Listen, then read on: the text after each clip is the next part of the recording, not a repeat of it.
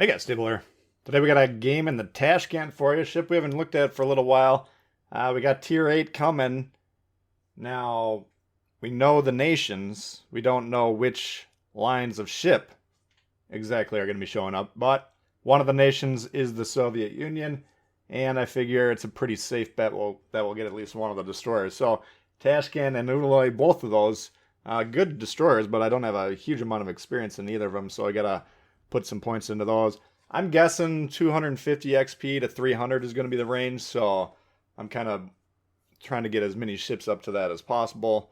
Some of them I'm hoping for more than others, and we want to make sure those ships are ready to go. So who knows how much credits, who knows how much XP, we don't know that yet, but in the meantime, this is kind of the time to be putting some extra legwork into the tier 7s that you got if you're hoping to get the tier 8 unlocked relatively soon after they drop. Jump into the match here, capture the base mode, 2 destroyers per. I see the 1 destroyer on our team is on the east. Of course, that's his responsibility to spot for that squad over there.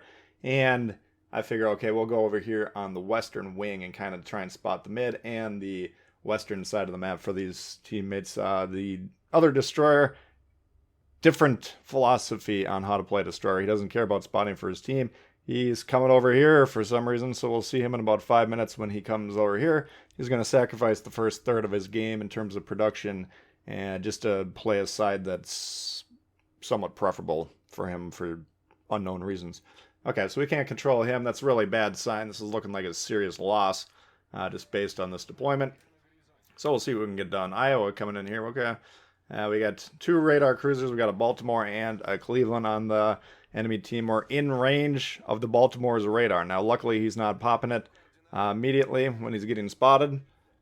Doesn't know definitively how close we are to him, but we get outside of that range as quick as possible. 9 kilometers on the Baltimore, and as soon as he he popped up on our screen and we were too close to him, we immediately left his radar range, and that's key. Destroyers being in the radar range of a radar cruiser, hazardous to your health. No doubt about it. Iowa turning in here, and it's looking decently. If these things got the legs, like we might get 2 or 3 hits on them.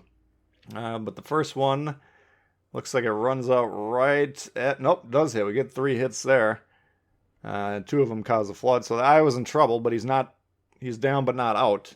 And we need to get him off the board. So we're going to be shooting him a little bit here.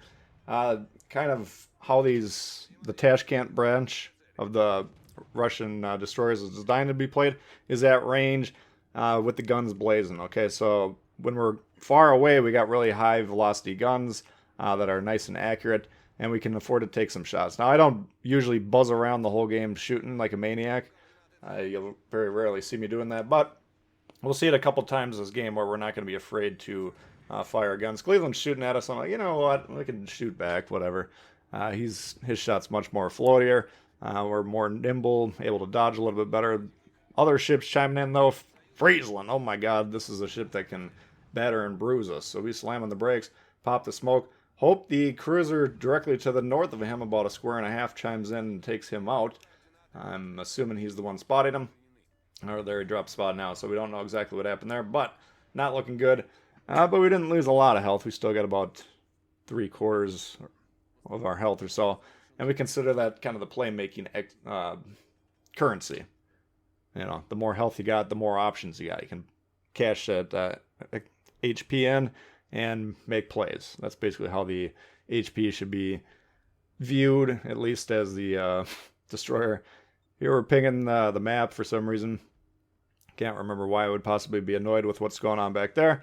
But yeah, part of our team's moving in, part of our team's not moving. It's kind of a slow, slogging start to the game, besides the Iowa getting down here. Just because blue team's way back and red team's not really leaving their spawn much either. So there's the Friesland spotted on the map there. Disengaging. And I didn't notice that when I was playing, so I was still kind of keeping an eye on him in my mind. Or just thinking, okay, if he rushes back over here, we got to be aware of him. Friesland, of course, dangerous smoke sonar combo, okay? And he's got a great range on that sonar. Gets in tight with us, pops the smoke.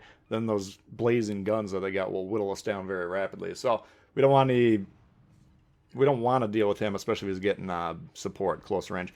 Grover coming in here now. We just launched some torps. The Tashkent, 3 sets of 3. Very quick reload. You can see less than a minute or so on the reload. So don't be afraid to push these guys out here. They're pretty decent torps. I think the detection's really low on them, so they'll kind of pop out in the middle of nowhere if I remember. It's been a while since I looked at the stats, but I believe they're fairly hard to detect, so you can get some decent shots on them. But just keep throwing them out there as often as possible. And remember that you have the third. Sometimes when I'm playing the Tashkent, I'll forget and I'll just launch the first 2 sets of torps.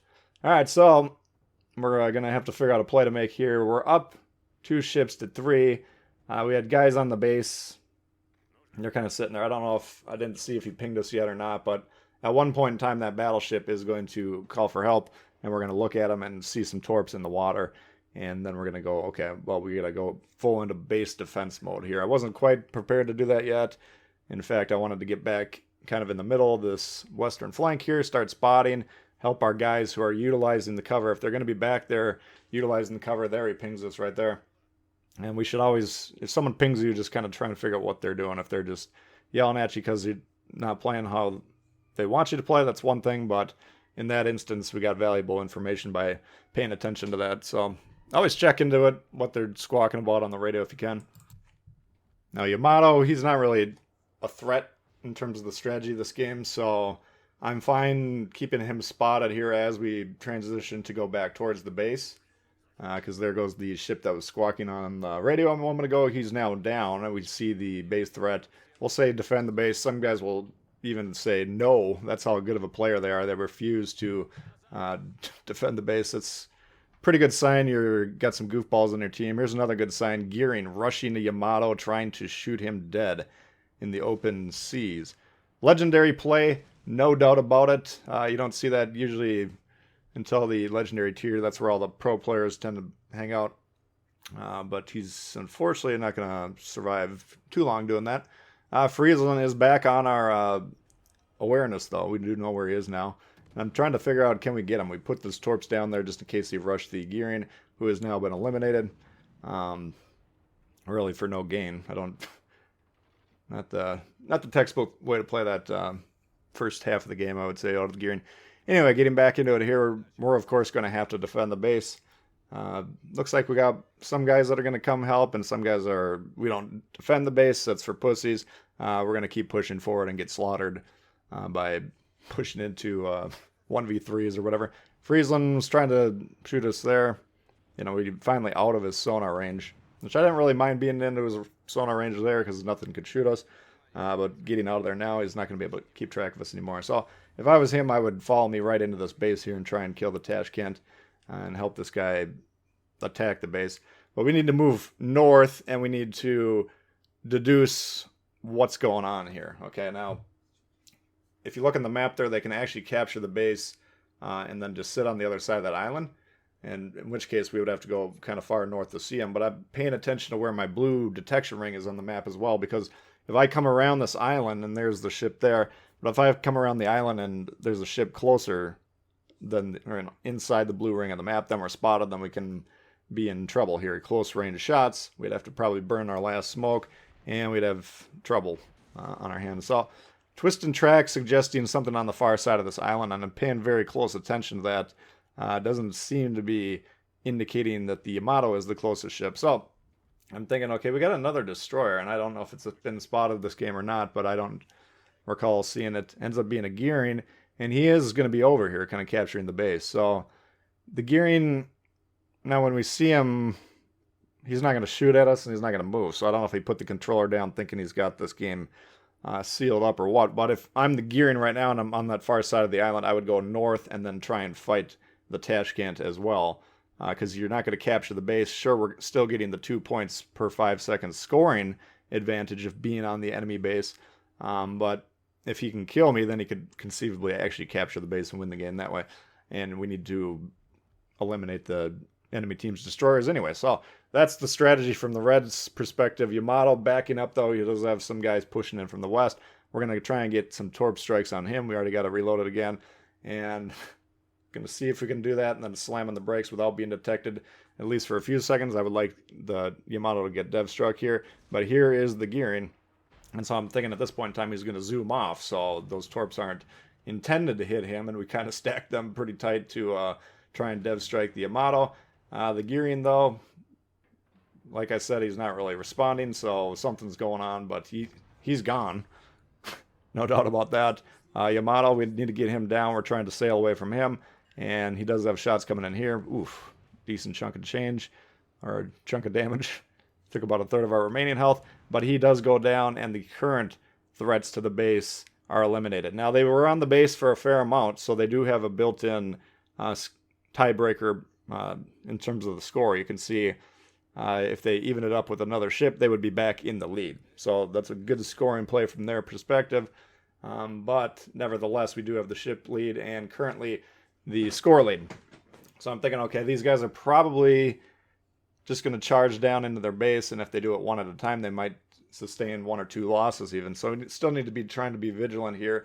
I'm going to, we're considering different options. Can I get down to their base to kind of negate that scoring that they had? Probably we could get there, but it wouldn't be a huge amount of time left, so it's not a huge thing. If we could find that Friesland, that would be outstanding, because that's another 75 points we could pocket, and he's a big damage threat.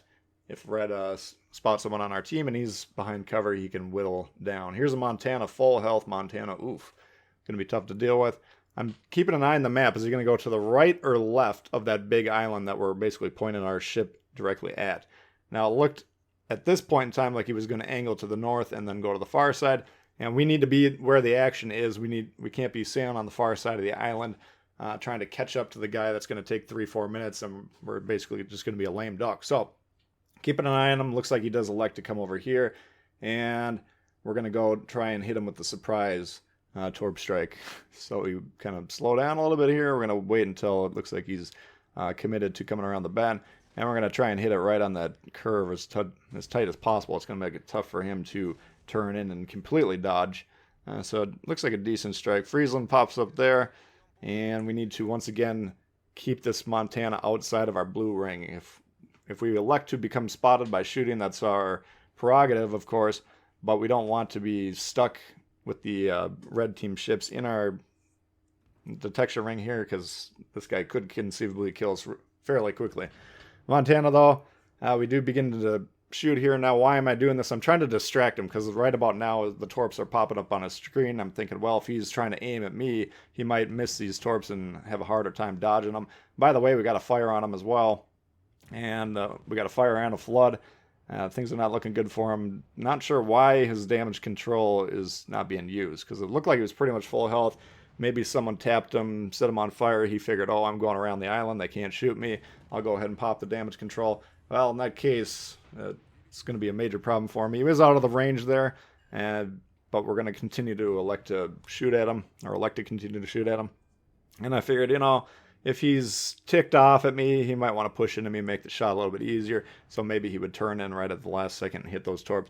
It doesn't hurt to get him down. We're not going to have anything else to launch him at here in the next minute. But we do want the Montana dead, because we're assuming once again someone on our team might certainly die with this amount of time left. And if we can get this Montana, that's a 100-point swing. So that's going to be a nice boost. And that would give us a little bit of ability to bend without breaking at the end there. Kind of playing around with our throttle knob there, jerking it up and down. The Montana having a hard time dialing in the shots. Those torps look good. Do they got the... Oh, nope. Looks like they ran out of juice right at the end there, unfortunately. We do get the Montana back on fire, though. And we got some support, I think, coming around here as well that might start chiming in on them. So the Friesland goes down. That's huge. That's the 75 points we're talking about. We do wind up with high caliber, 164 damage.